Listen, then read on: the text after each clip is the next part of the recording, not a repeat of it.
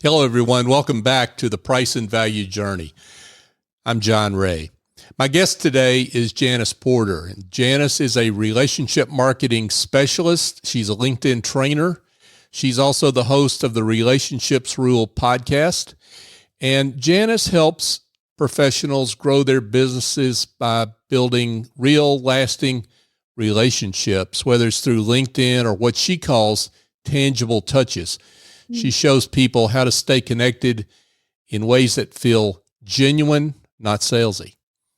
Now, I know firsthand how Janice works, and Janice reached out to me on LinkedIn with such warmth and generosity and curiosity that I instantly understood the magic that she teaches others to create.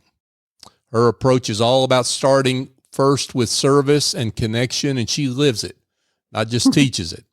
And I'm thrilled to have her here to talk about the power of relationships, the mindset behind the great follow-ups, and why generosity is at the heart of growing your business. Janice, welcome to the Price and Value Journey. Great to have you here.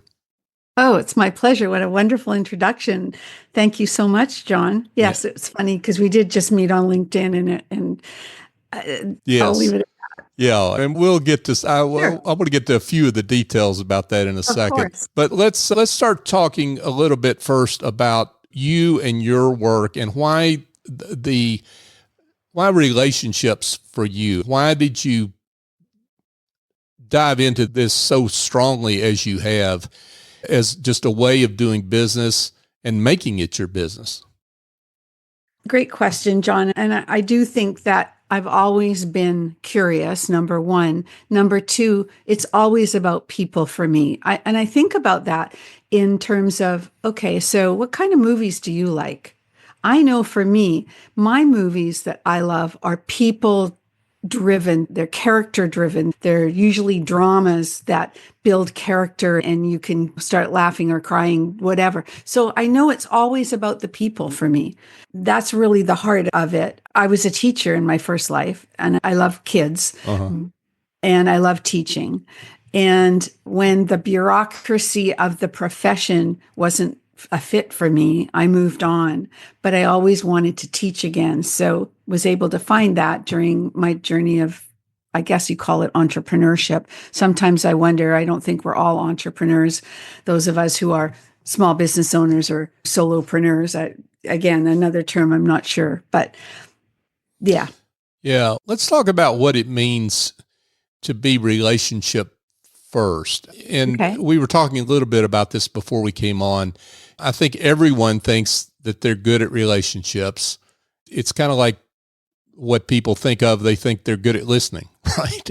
Everyone, everyone thinks they're great listeners, but we know that there's different attitudes and different ways of doing it. What does making it about relationships mean for you? The term relationship marketing, because if people ask me what I do lead with, and it took me a long time to find this umbrella for the sort of couple of things that I do in my work, but I call it relationship marketing strategist. And what I have learned along the way is that most people, when you think the two words, relationship marketing, most people go to the marketing term and they think that's what it's all about, marketing.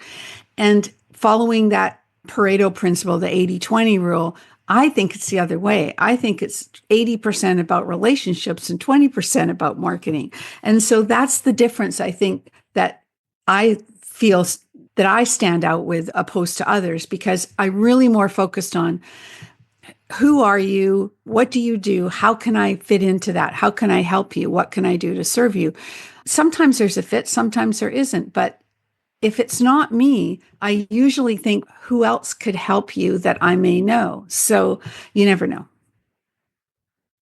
Does that help? No, it does help. And I think a lot of people think that they're really good at relationship marketing, but maybe we've all got a lot to learn. I'd like to think I'm good at relationships, but I think at the same time, we're all, as we were talking about before, we're all on a journey here, and we're all trying to figure that out.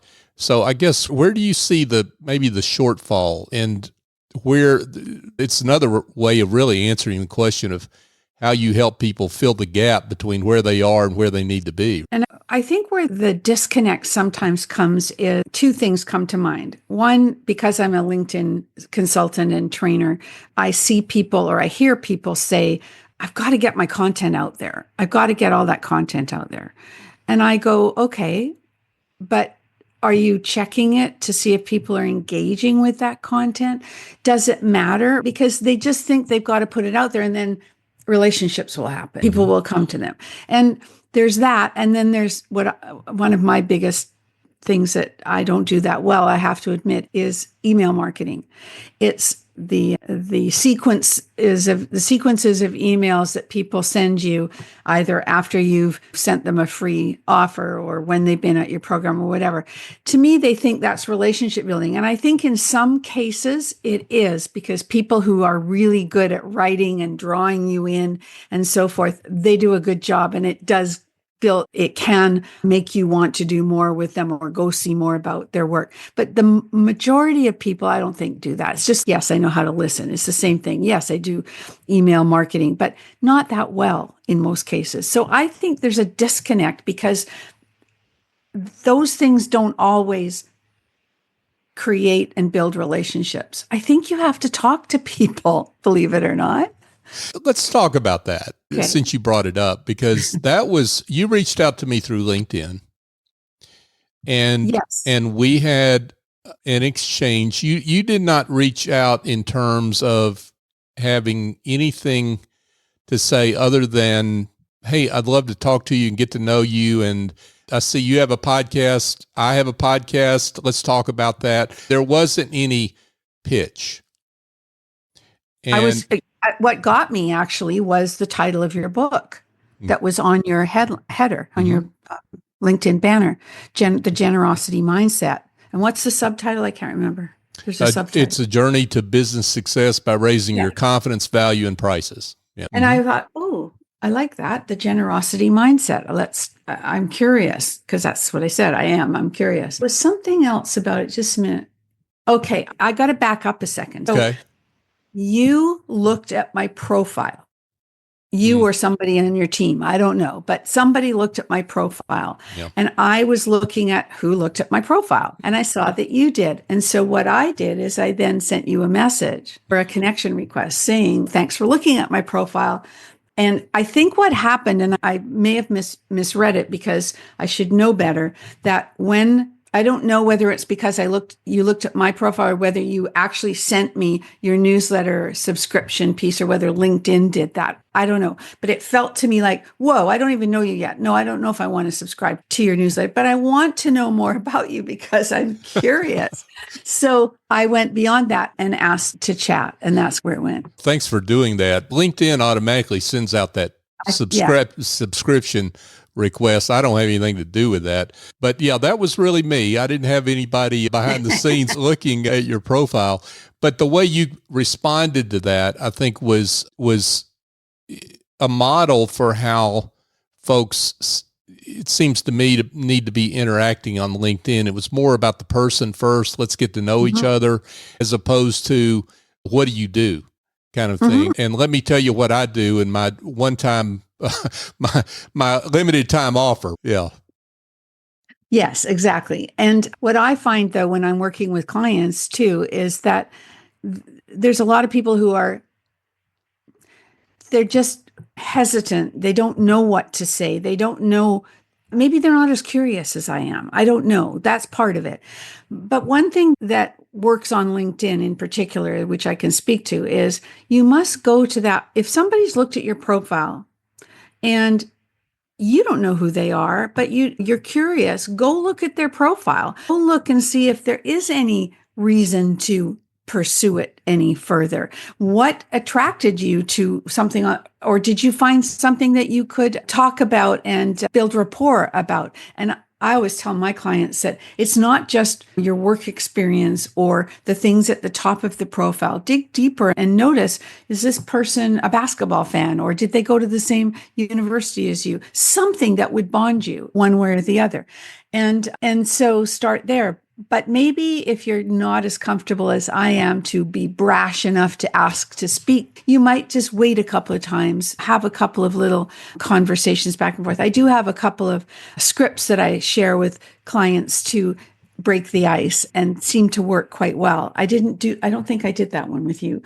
But because I didn't need to, I felt because I was right there. I knew what I needed to talk about. But there's one that I use that's been really successful. And it's basically, thanks for accepting my my connection request.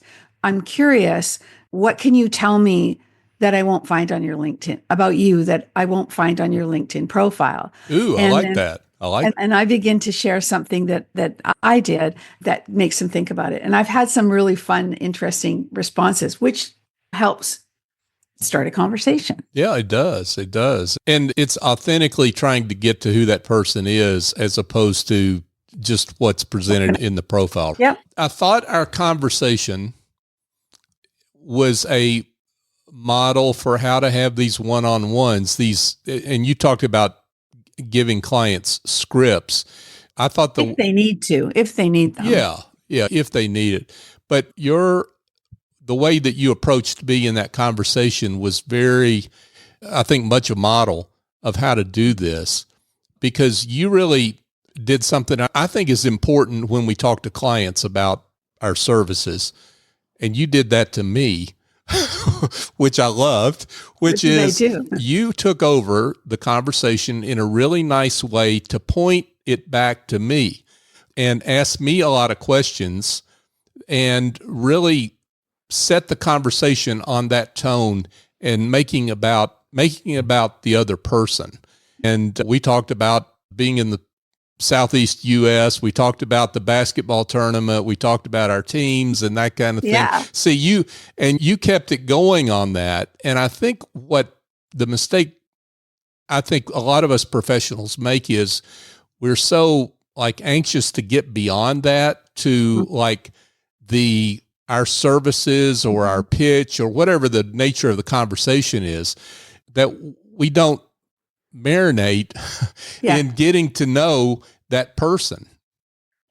Yeah. And that comes back to, that's really interesting that you said that back to me, because I do consciously want to get the other person talking. I don't care if they know nothing about me at the end, because this used to happen at in-person events when I went to those more frequently. I rarely go to them anymore, but people would say at the end of a 10-minute or 5-minute conversation, that was a great conversation. It was so great to get to know you. And they've done all the talking. They don't know anything about me.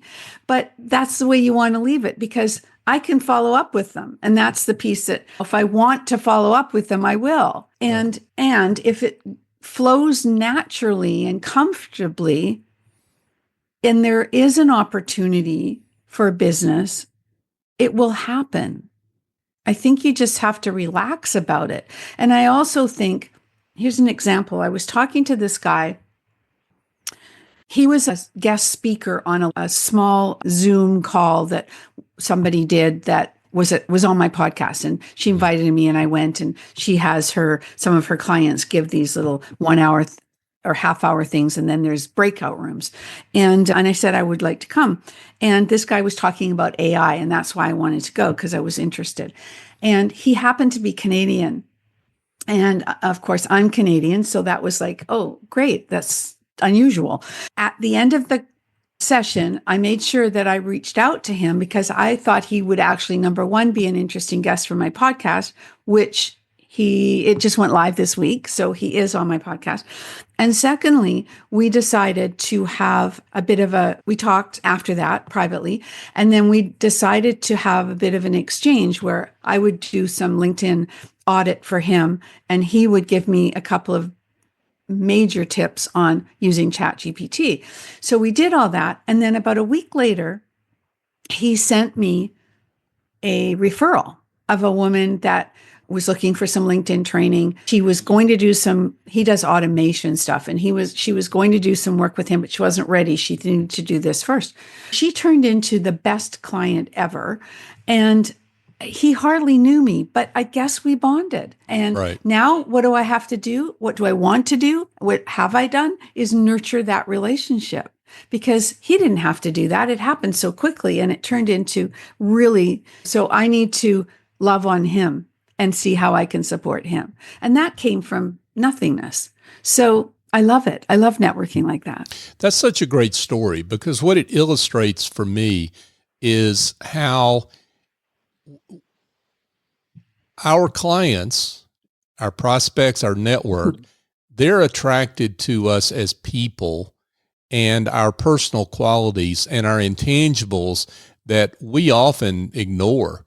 And they assume our technical competence, right? Right. He just assumed that you were the best LinkedIn trainer that he could refer this person to. And that was based on all the intangibles that he had picked up about you that led up to that referral, right? Yeah, maybe. I don't know. Yeah. I should ask him really, because maybe I was in the right place at the right time and he was trying to do something for that person. Or maybe he was looking to solidify the relationship with me and the opportunity arose. I don't know, but it just worked. And yes, I guess also the fact that here's another piece to that, building the relationship.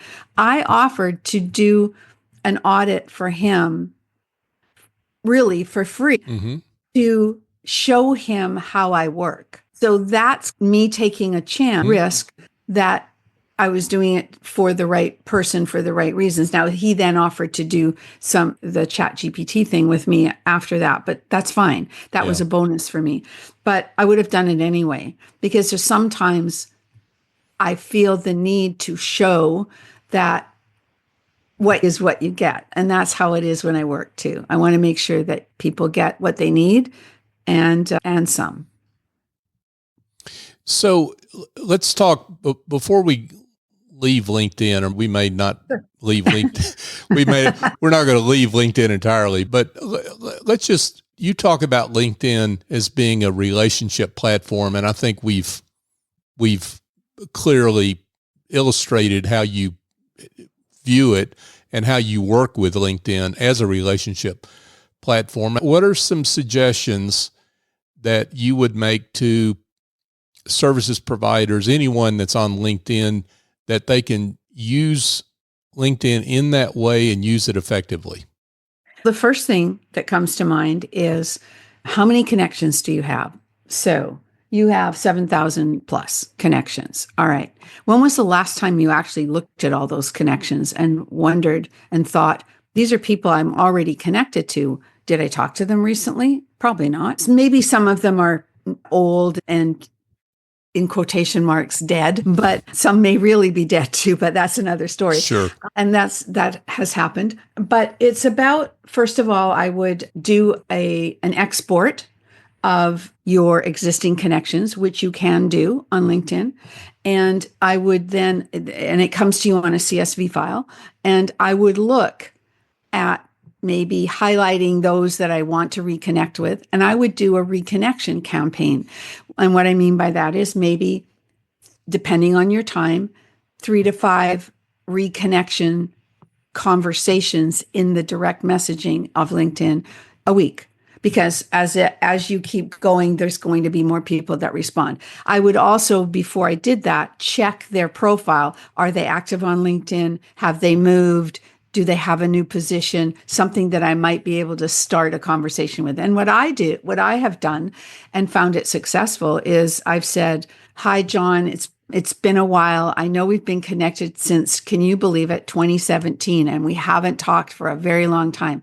I'm on a mission to reconnect with my connections and see how I can be of service. What's new with you?" Something like that. And some will answer, some won't. And some will say, and I've had this happen, "Oh, I'm so glad you called. I'm now ready to do that work with LinkedIn that I wasn't ready to do before." So it can happen, right?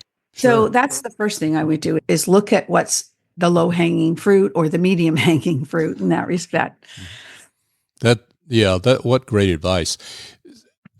It strikes me, as we think about relationship marketing, that one of the issues that people have is just the lack of patience.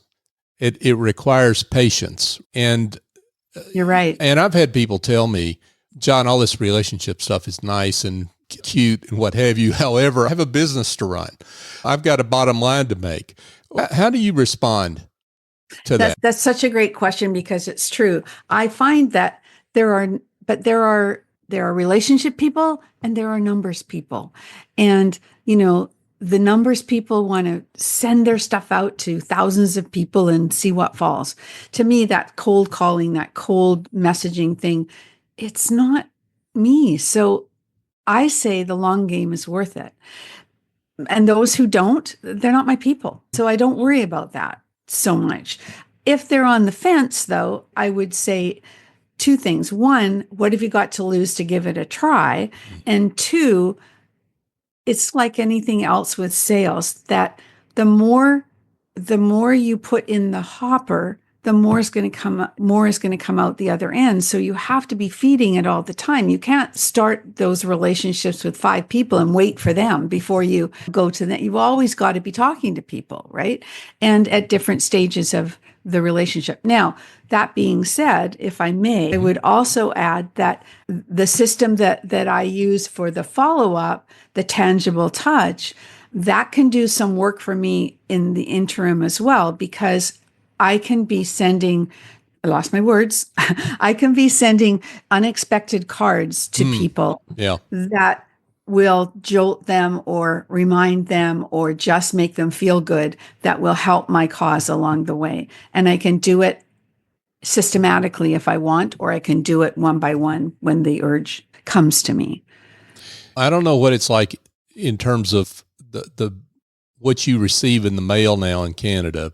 I know what it is in the U.S., which is if you get a card, a personal card, that immediately stands out because everything in your mailbox is either some sort of advertising or junk or what have you, or it is, of course, bills.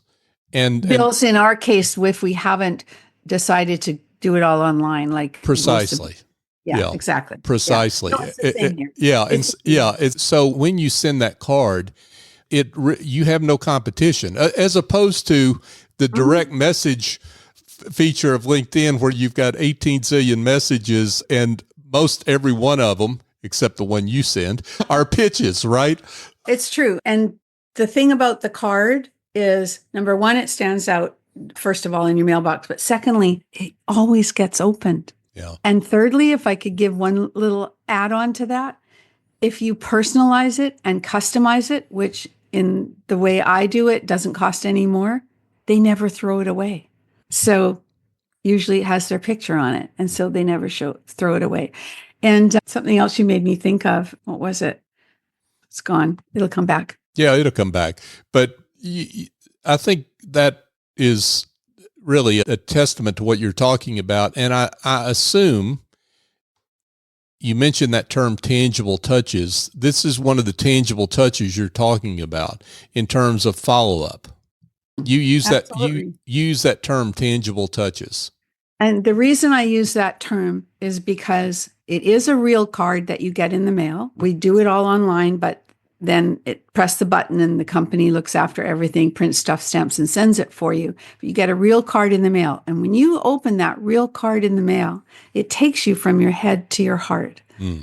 Yeah. It does it? Oh, yeah, absolutely. Yeah.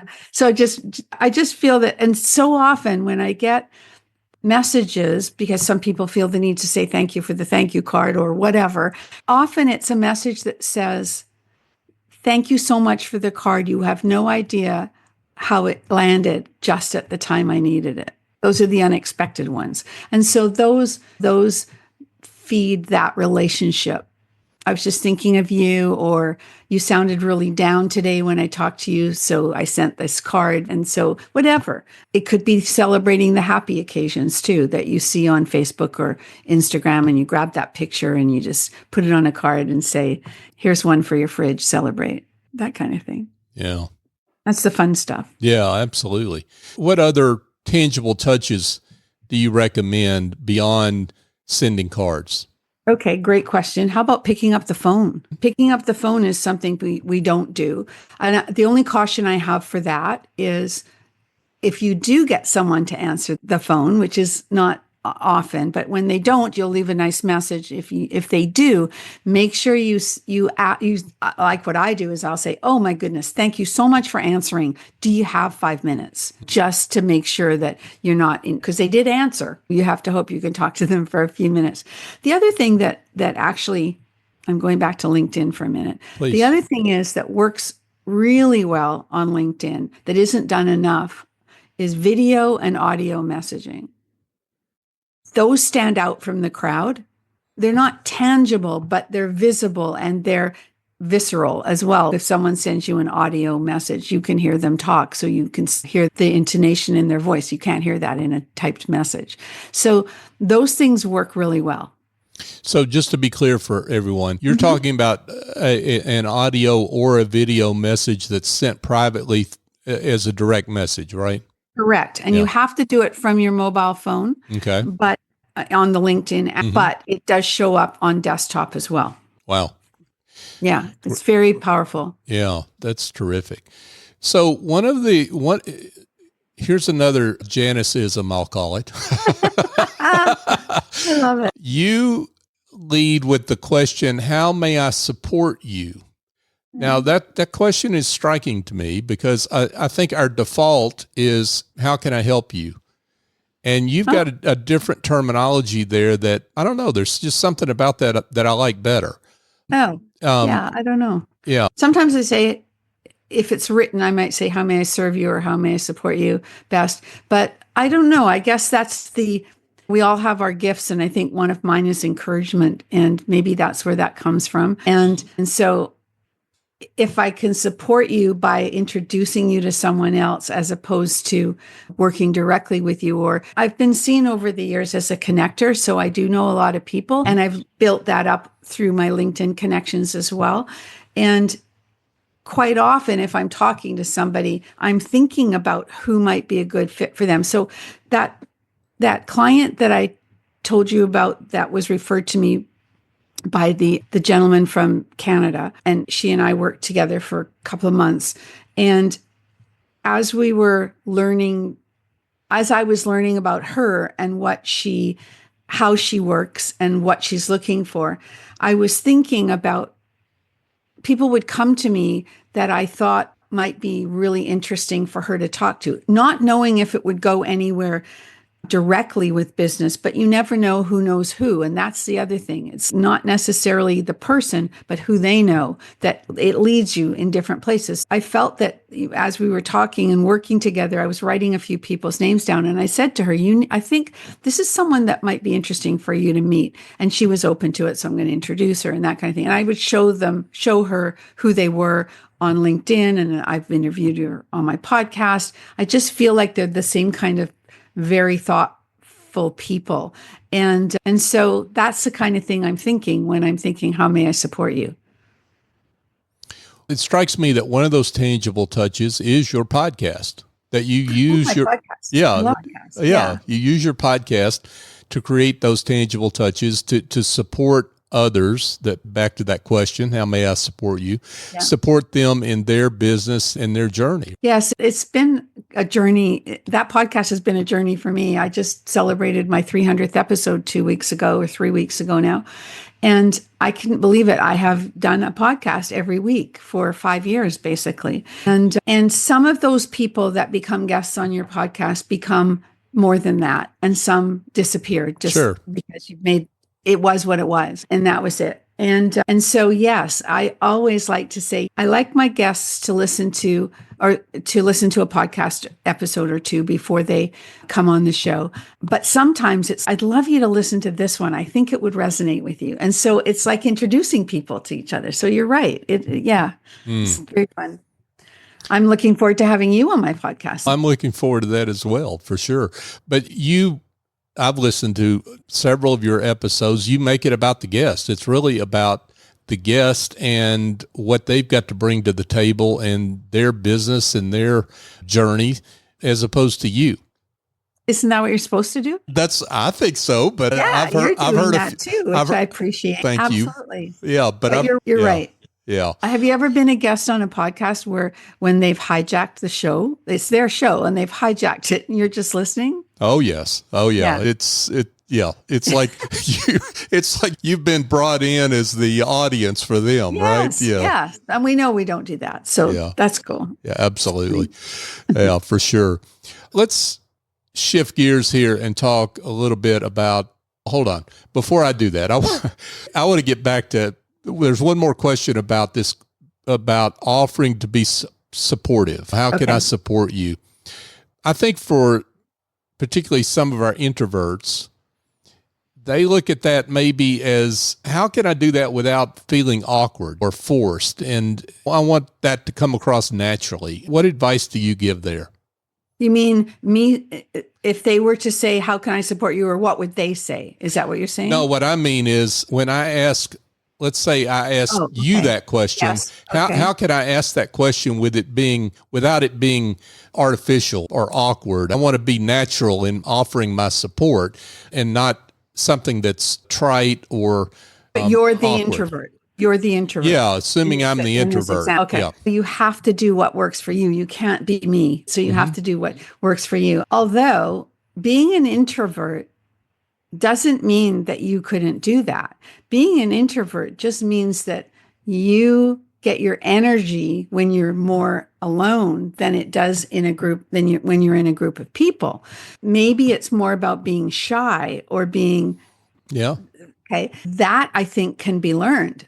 I think you can overcome that shyness by being brave and testing what works for you on people one at a time. I think that's that.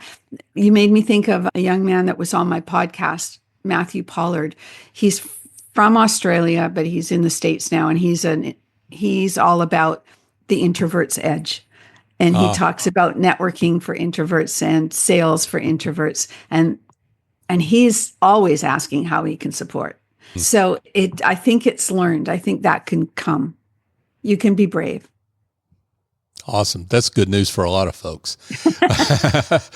And I'm happy to help those people. I think that you got to bring yourself you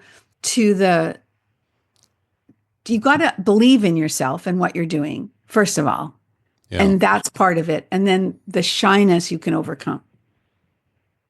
So I think part of what underlies your work, Janice, it seems to me, I'm speaking for you and you correct me if I'm wrong, but it seems to me that what you're advocating is that people tend to their existing relationships and maybe spend more time on that than they are versus chasing new leads. Oh, and absolutely. Yeah. And I think we intellectually know it's a mistake to spend too much time on the new leads versus the existing relationships. But what is it that makes us spend?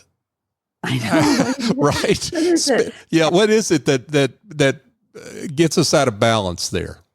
I don't know. That's a really good question. There's for curious people like me, it's what's out there that I don't already know, who's out there that I don't already know. But there's another piece here, though. I remember I've had this conversation with a good friend of mine several times, and I think she talks about nurturing and going back to your existing relationships. And I have to ask the question, are they still your people? Because if they are, then absolutely, they should become your referral partners, your strategic partners, maybe even become a client again. But they can become your champions and your raving fans. But if they're not still your people, then you need to go and look for new people for sure. So you really have to look at, and in that case, she might be doing that because she's afraid to go out to the new. And so you have to really look at, what is it? I think you need to, yes, have a balance, but it's hard to do that. We have to look inside, and that's going to be talking about your book and mindset around that when we go on my podcast, because I think all of that is really relevant to what we're talking about. That's a great question. What's your take on it? Some of it, I think, is thrill of the hunt, right? Yes, I mean, yeah. Exactly. So, and that's another way of saying what you said. Yeah. It's the thrill of the unknown. What is it out there that I don't know, that I need to know? And sometimes it's the new shiny object, right? That's true. Yeah. Yeah, that's true. Yeah. So but we also need to be put ourselves in front of new audiences. And there's different ways to do that. So that's part of it. Yeah, for sure. Okay, so you talked a little bit earlier about you had this individual, I guess it was the AI expert, who you offered to do a kind of a free LinkedIn Audit. profile, an audit. So that brings up the question that I get a lot. How do you balance being generous with giving too much away? Yeah, that's a great question. And I think first you have to be really cognizant of it. And second, I think you have to, what's the right word? You have to stand strong in the value that you offer. You talk about this, and put boundaries around how much you give away each month, let's say, or each quarter, but also some of it's strategic. I've done it strategically and it's like I just did it this January, I think it was. I met this guy through actually somebody else that was on my podcast, and he is a huge connector. He doesn't live here. He lives in Canada, but not here. And he's a huge connector. And he was getting involved with an organization. He's been BNI and he's been all these different things. And he knows a lot of people. And I said I felt that I wanted him to see how I work because he would introduce me to people. And I was right. And I did his LinkedIn profile with him, updated it with him, and he was like so excited and great and appreciative of it that it paid off because he keeps introducing me to people. Now I introduce him to people as well. So now we're building our relationship. He's just become a business partner of mine in my card company that I work with. So that came from just actually an introduction from somebody that thought we should meet. Right. But, yeah, that makes sense. Did I answer the question? I don't know if I did. No, you did. And I guess the question a lot of people have, they understand the strategic part. And you can't give it all away, though. You can't. You got to make money. Yeah. So I also think it's funny because when I hear people saying, and I've done this in the past, before they've even said anything, I've offered to discount them before they've decided what package they want. And that was years ago, but I remember how that's so stupid to do that. First of all, let them figure out where they land and wait to listen to whether that works for them or whether they like to do it. They don't have whatever. Are they your right client? Is it worth making it work or not? But generally speaking, stand in your power.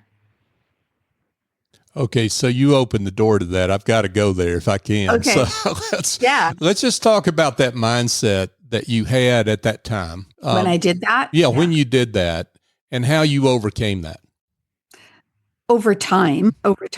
But my mindset was probably, and you talk about these in your book, I was probably not believing enough in myself and that limiting belief type mindset and being a bit desperate because you come across as desperate when you do that. Yeah. I don't ever want to do that again. Yeah.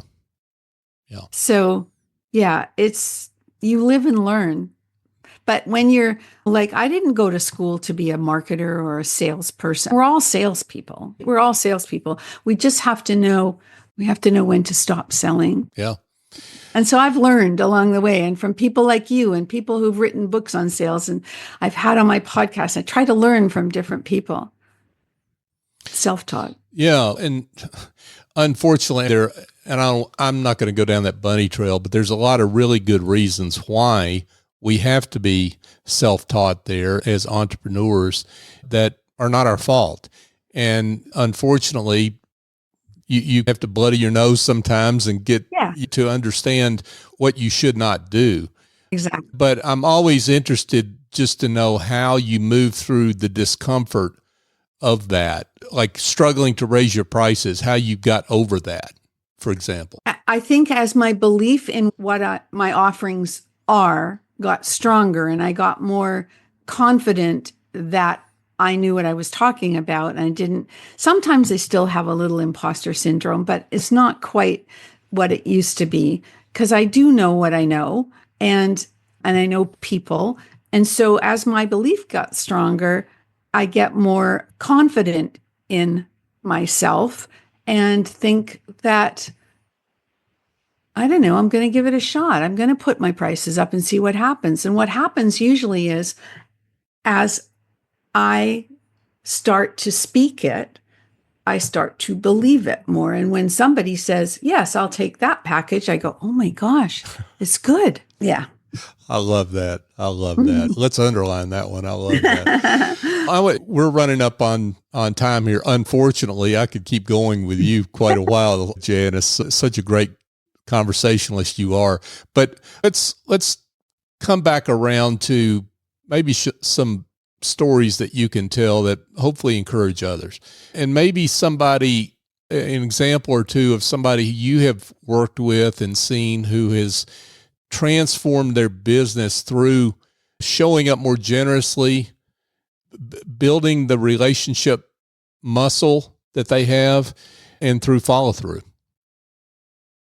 I always get stuck on the stories. I am so sorry because I can think on the spot on so many things when it comes up. And then when I start to think about client stories, it just goes out the window. So let me see if I can think of a couple that there's a girl that we met when I actually was teaching networking up at the local college. And then we became friends over the years and we go for walks together. She's lovely. And she was doing some coaching and she was also teaching a finance tool like QuickBooks or something online for people. And she didn't know how to put it both together on her LinkedIn profile. And I said, I'll help you with that. And so I did. And we reworked her profile. And about 2 weeks later, she said to me, she messaged me and said, I can't believe it. I've had 2 calls specifically for what I want from LinkedIn, based from the changes in my profile. So thank you. And it always feels good when they get it and it works for them. The other thing that comes to mind is actually a mortgage broker client of mine. And I've been working with him for about 5 years, maybe, sending cards. And that was the only marketing he does.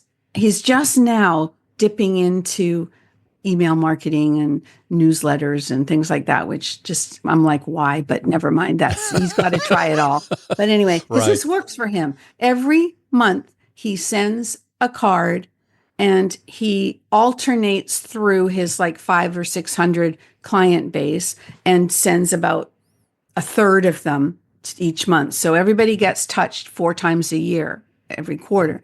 And he really puts effort into the cards. 1 month it might be mortgage related and we're giving them some new information that they need to know about. And if they want to know more, they should reach out to him. The other month it might be something more light and fun, like we're sending a card to his clients we've done this before and it worked really well, so we're doing it again, to remind them that Mother's Day is coming in May. And so to send the mothers in their life a card. So we send it in April. And so that's just fun. And then we go back to a mortgage related thing and so on. And so people have come, and every Christmas he does a beautiful family photo that then shows him. And on the Mother's Day card, on the back, we put a picture of his wife and the kids so they can see him his world as well. So he really thinks them through. He's got a fun sense of humor. So people are expecting his cards and looking forward to them. And that has made the phone ring every time. Wow. Yeah. So that's how it can work if you put some thought into it, right? Mm-hmm. That's been fun because, yeah, that's another one. There are more stories. I just can't think of them That was a powerful one right there. Google cannot block the card that comes in the mail. They can block your newsletter, but they can't block the card that comes in the mail. It's a very good point. Yes. Yeah. That's fantastic. Wow. Yeah. So that's fun. And I love people can see the value in helping themselves, helping them save time and save money, but more importantly, helping them show up in someone's mailbox when they're least expecting it, because that's when it stands out. Oh, Yeah. I've got stories like that. Those are fun, but yeah. Wow. We may have to have you back to tell some of those. But Janice, this has been fantastic. And It's been a delight. yeah, I love talking to you. It's been terrific. And I've learned a lot. And I know folks that are listening have, and I'm certain there are probably some that would like to be in touch and learn more about you. So how can they connect with you? Thank you for that. I'd be happy to talk to anybody that comes from listening to this podcast. They can find me on LinkedIn with just Janice Porter. I'll show up /Janice Porter. They'll find me and make sure they let me know that they came through this podcast for sure. And they can also find me on my website, janiceporter.com. There's a couple of freebies there if they're interested, or just to reach out and send me an email and let's chat. Happy to do that. Terrific. Janice Porter, folks, yeah, do reach out and connect with her. It's a delight certainly been a delight for me so far, and I know it will be for you as well. Janice. Thank you again for sharing your wisdom. Yeah, thank you. Hey, folks, and thank you that are listening for joining us in this conversation on the price and value journey. If you have found this episode helpful, please share it with others. And if you're not already a subscriber, please don't forget to subscribe to the show on your favorite podcast app. If you work as a consultant, a coach, any kind of business where you're selling your expertise and you're having issues around communicating your value, understanding where your value is as a service provider, your positioning and your pricing, I've written a book for you. It's called The Generosity Mindset, A Journey to Business Success by Raising Your Confidence, Value, and Prices. You can learn more about where to buy the book and, of course, the book itself at thegenerositymindset.com. It's available wherever books are sold, including your local bookseller. Support them if you're willing to do that. You can order the book through them. Also, I just want to thank you again for supporting the show. If you want to reach out and connect with me, please do. john@johnray.co is where you can do that. Feel free to give us advice, offer feedback, guest suggestions. We'd love to hear from you. So for Janice Porter, I'm John Ray. Thanks again for joining us on the Price and Value Journey.